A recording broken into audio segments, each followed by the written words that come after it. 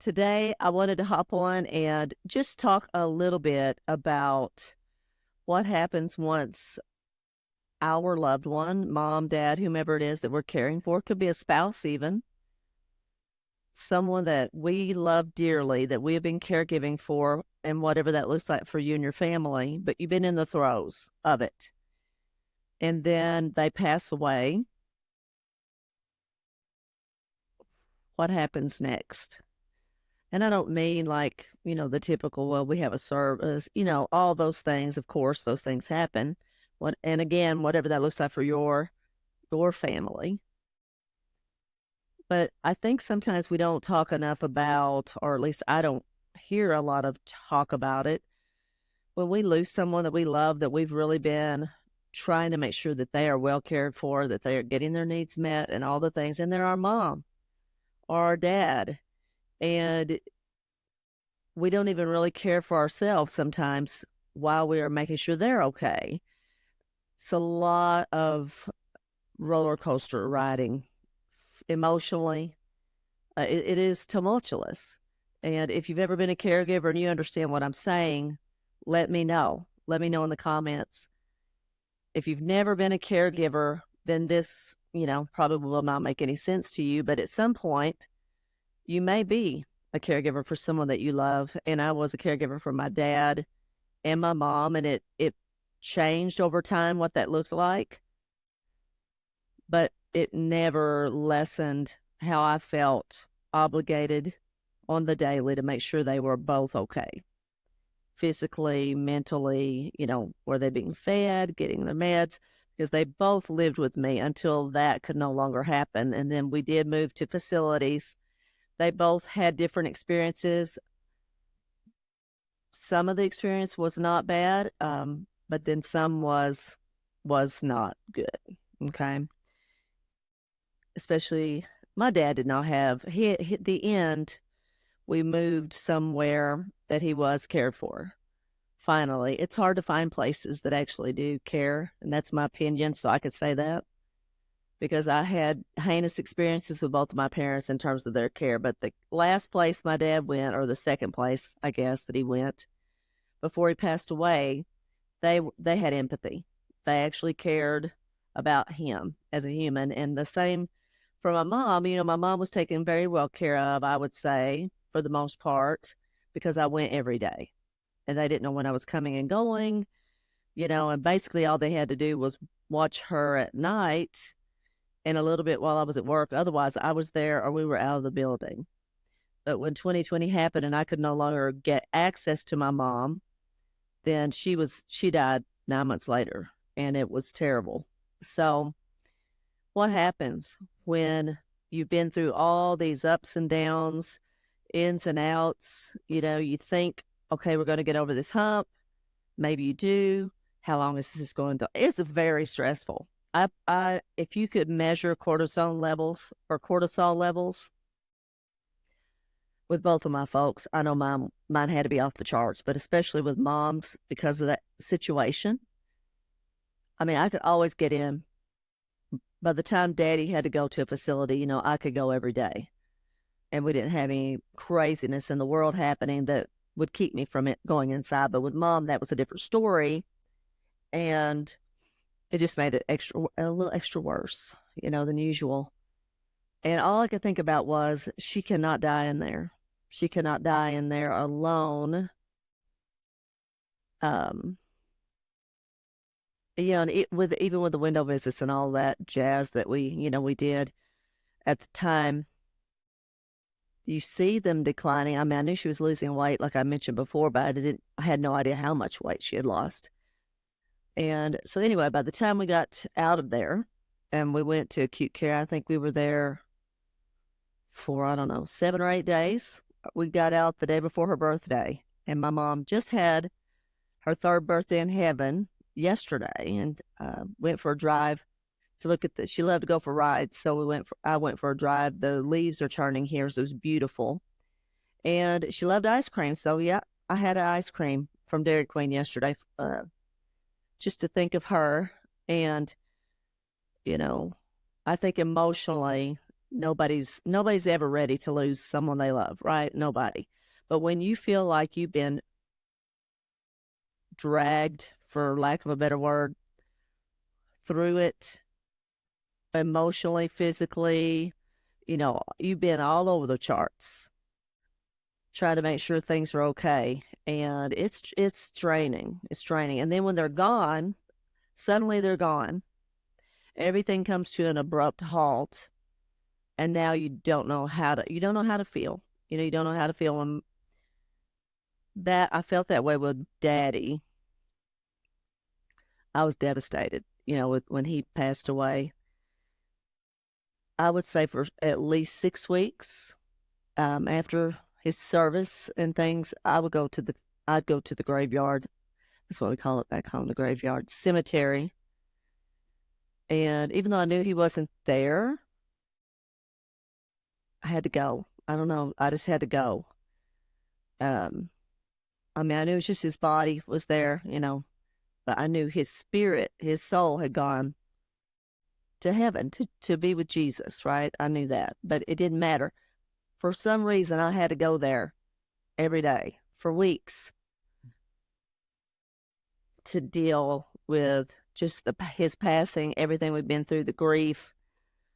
And if you still have both of your parents, that's such a blessing. I mean, it's such a blessing, but I would think about him all the time. And I think about him all the time now, but it's different. You think about, I still get choked up when I think about him and all the things that he went through. Just so unfair at the end of your life to have to go through those things. I have a buddy that they're struggling right now with one of her parents' decisions having to be made, and are we making the right decision, or that's their decision. And again, I talk a lot on here about making your decisions as early as possible, because if you don't have those conversations with your mom and dad and know what they want and they don't want, then you can be caught off guard, and that is not the time to be making a hasty decision. Or they're incapacitated and now you're forced to decide, are they wanting a peg tube? No, they don't. Do they? I don't know. You don't want to have to question anything. Do they want to be resuscitated? I'm not really sure. I've mentioned that as well. My mom and dad both did not want to be resuscitated. They did not want to be on life support. They did not want a peg tube. Pam didn't have to decide any of that, so I was very grateful for that. We had had a power of attorney in place, so I could take care of whatever I needed to do for them, stand in the gap for them when they were not able to do that for themselves. So super important. I did want to highlight that again today, that please have those conversations, because at some point, eventually, you'll have to make those choices and help implement what they wanted. It's not what you want. You are just the conduit for their needs to be met, or their wants and desires or wishes to be met, whatever that might be, maybe for them. But when they're gone, when my mom passed away, and I will share this. I've never shared this just with close friends.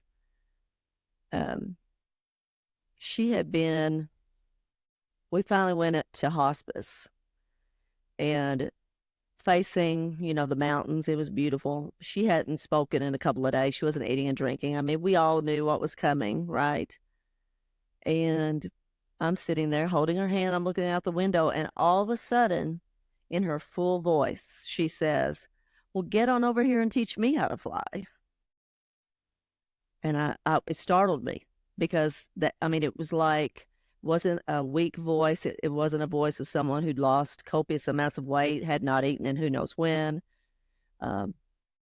Very weak, frail individual, full on strong voice. And I'm so grateful to God that he let me be there when she said that, because even though I believe wholeheartedly that our soul goes somewhere when we die. We're believers, so I believed that she was going to go to heaven, no doubt in my mind, but that just solidified it for me. And I said, "Mama, who is it?" Because if you watch some of when mom was sick, I read everything I could read, and I talked to anyone that I could talk to about this or that, and just try to kind of educate myself on what was happening. Even though I've been in healthcare for years, it's never the same when it's someone else's family member as it is when it's yours. I mean, I think we all know that, right? And I found these couple of ladies, they're nurses, hospice nurses, and I found them on TikTok, I think. And they were just sharing, stories about people as they would pass, and they would talk about, typically, not always, but most times, all the hospice nurses that I came across said that someone would come a day or 2 days before that person would pass away, and they would say, hey, I saw my husband sitting in the chair over there. He'd been dead 20 years, or, yes, my sister and my mom came, and they're going to come get me tomorrow, they said, those kinds of things. Now, if you don't believe that, that's fine. No worries. 100% I believe that. I do believe when they transition to the other side, I do believe someone that they recognize comes to escort them to where they're going. And that's, gave me comfort that I was there with her, but I also knew what that meant as well. I knew our time was short anyway, but I really knew it was short then. And when she passed away, I don't know, it was like I had already cried every tear I could cry. I felt every emotion I thought I could feel. And she passed away peacefully. I mean, there was nothing. She didn't act out, nothing. That was my fear, oh, what's this going to be like? I didn't want it. I wanted to be with her, and I wanted her to go peacefully. I mean, we always want our rathers, right? But that's what happened. She went very peacefully. I was there, very fortunate and blessed to have been able to be with her.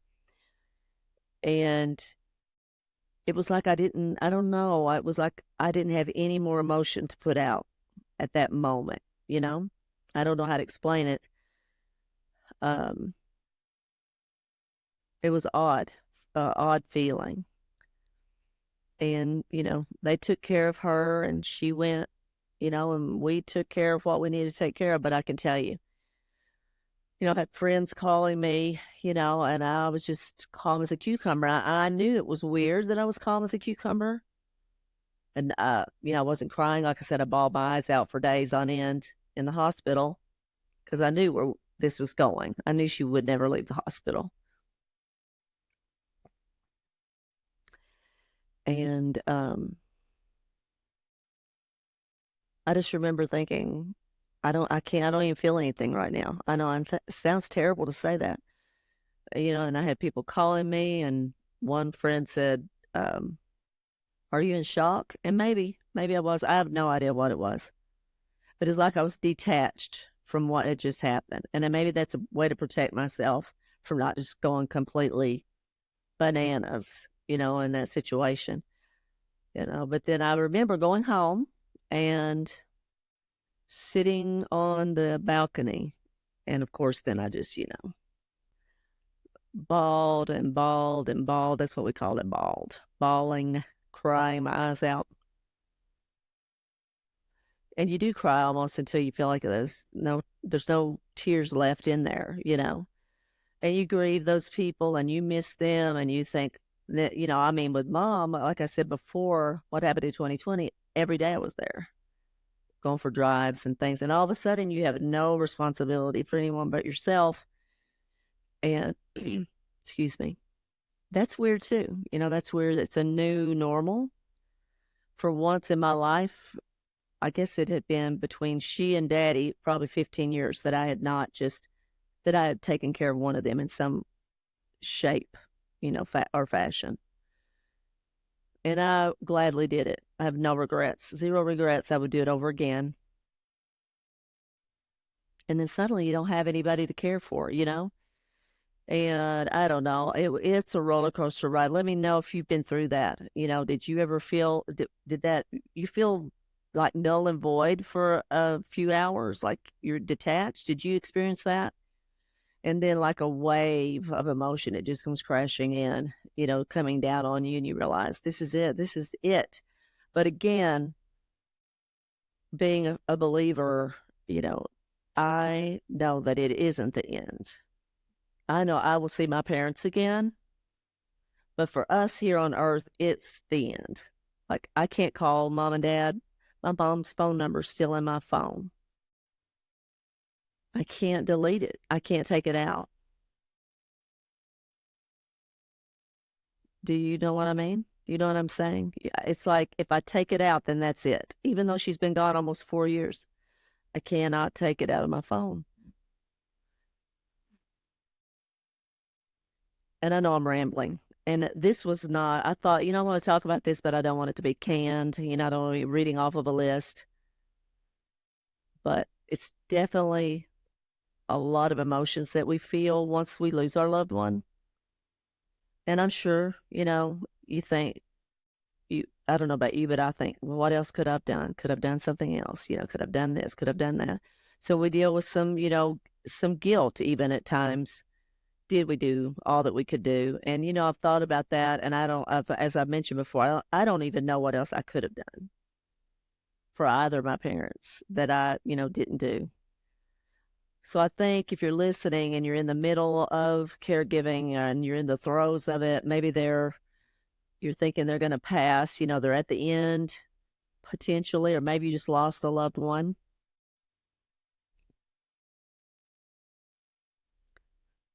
You got to feel all those emotions. It's okay. It's okay to cry. It's okay not to cry. It's okay to scream. It's okay to sit in silence. Whatever you have to do, like I had to drive to the cemetery. Even though I knew my daddy wasn't there, I had to go. I had to go. I had to go there and see. I don't know why I went.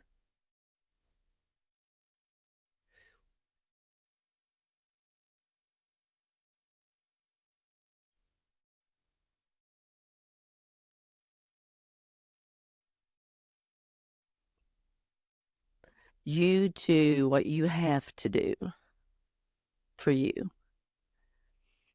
because they're gone now, and you have to make sure that you are okay.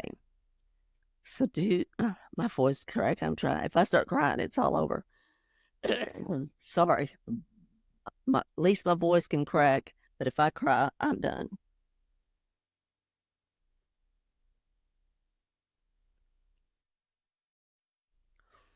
Okay. Sorry. Again, don't be afraid to feel the emotions. They're your mom, they're your dad, and it's okay. Whatever that looks like, whatever you have to do, not to lose your marbles, to keep your sanity and find whatever that new normal is for you. You can do it. Okay. You can do it. And it still hurts, when we think about it. I remember the good far more than I think about the negative, the bad things that did happen on our caregiver journeys together with my mom and dad. And I think over time we tend to think of the positives more than the negatives. The negatives hurt more in the moment when in the moment of loss. So feel those emotions. Don't just sit alone. We want to be alone. I have people want to come over, and I'm like, I want to be alone. But then I wanted to be around people later. You just have to know what you need and do that. And the people that love you will understand if you say, hey, I need a day. I just need a day to be by myself. Look at pictures, cry my eyes out, do whatever it is, whatever I need to do, take care of business, whatever it is. And like I said, the people that love you, they know, they're not going to, they're going to be there to support you. And that's another thing I'll say before I get off of here is people, when someone passes away, and especially if you've been a caregiver in it for some time, people do love you. They'll show up, they'll come to the service or whatever. They'll bring food. They may send flowers. And, after a week or two, people start dropping off. And after a month or two, you got your one or two people that check on you. And I get it. People get back to their lives. We've all done it, right? In regards to someone else's loss. But you are still working your way through that loss for some time, especially if it was, I don't want to say catastrophic. It's not the word I'm looking for. But if you were just torn to bits during the situation for an extended period of time, it takes a while. It takes a while to get past some of that. It takes a minute. And so give yourself grace. Try to take care of yourself. Try to eat something good. Get out and move, and don't isolate. I do like my time by myself, but I also, enjoy being around my people. So make sure that you have that support. There's lots of places online too that you can find support. We have our community as well. Just a place that you do not feel alone in any of this. If so, whether you're in the beginning, the middle, or toward the end, or you're on the other side of it, know that you are not alone. You are seen, and you did the best that you could do for your loved ones.